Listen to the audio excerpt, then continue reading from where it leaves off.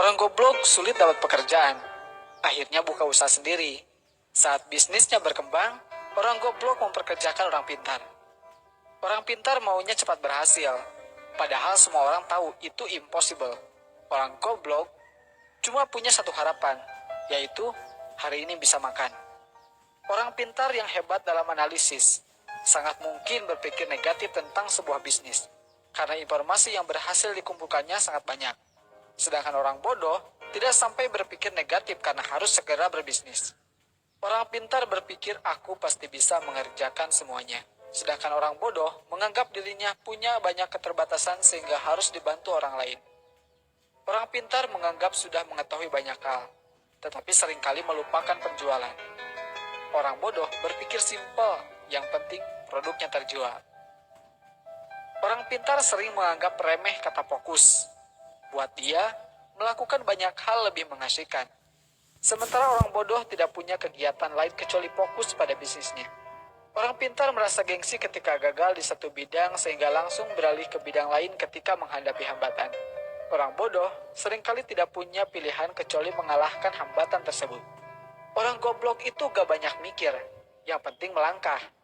Orang pintar belajar keras untuk melamar pekerjaan. Orang goblok itu berjuang keras untuk sukses agar bisa bayar pelamar kerja. Banyak orang tanya, bisnis apa yang bagus? Jawabannya, bisnis yang bagus adalah yang dibuka, bukan yang ditanya terus. Setinggi apapun pangkat yang Anda miliki, Anda tetaplah karyawan. Sekecil apapun usaha Anda adalah bosnya. Kamu itu bangun pagi, mandi, pamit kerja, pakai seragam, kaki dibungkus sepatu, berangkat pagi, pulang malam, bayaran gak seberapa, kerja apa dikerjain? Bisnis itu hanya modal dengkul, bahkan jika Anda tidak punya dengkul, pinjam dengkul orang lain. Berhenti membuat rencana, melangkahlah. Yang beneran punya, gak akan banyak bicara seperti mereka yang berlagak sok punya. Jadikanlah keluarga sebagai motivator dan supporter pada saat baru memulai menjalankan bisnis maupun ketika bisnis semakin menguras waktu dan tenaga. Tidak bekerja setengah-setengah. Apabila telah memulai suatu usaha, maka kerjakanlah dengan serius. Jangan sampai berhenti di tengah jalan karena akan menyia-nyiakan harta, tenaga, waktu yang telah kita kerahkan untuk memulai bisnis. Kegagalan adalah bumbu kehidupan. Kegagalan membuat kita bisa menjadi manusia yang tangguh. Kemauan harus dilandasi dengan tekad yang bulat dan harus berani dalam mengambil peluang yang ada. Saya bisnis cari rugi. Ketika rugi, saya semangat. Dan jika untung, bertambah rasa syukur saya. Melangkah tanpa perlu tujuan. Memiskinkan diri tetapi gagal miskin.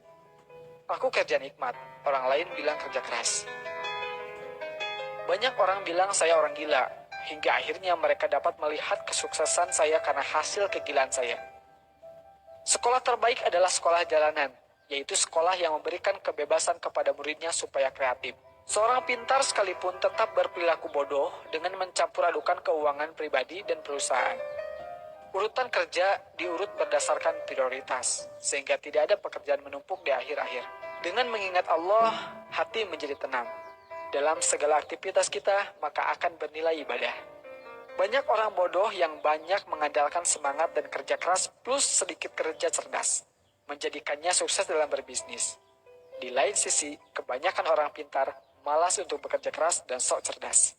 Orang pintar belajar keras untuk mendapatkan ijazah dan secepat mungkin melamar pekerjaan. Orang bodoh berjuang keras secepatnya mendapatkan uang agar bisa membayar pelamar kerja.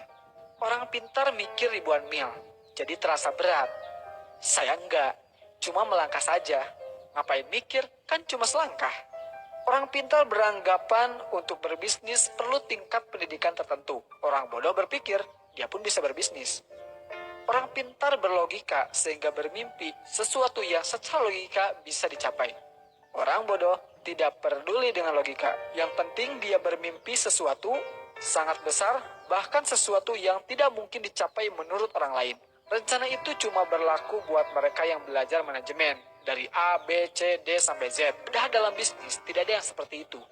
Bisnis tidak mungkin lurus dan runtut saja. Tapi sayangnya, di sekolah kita sudah terlalu sering diajarkan bikin rencana. Padahal rencana itu racun, bencana. Kemauan harus dilandasi dengan tekad yang kuat. Dan harus berani dalam mengambil peluang yang ada. Ilmu memang berserakan di mana-mana di seluruh muka bumi ini. jauh lebih banyak dibanding yang ada di dalam gedung sekolah atau kampus.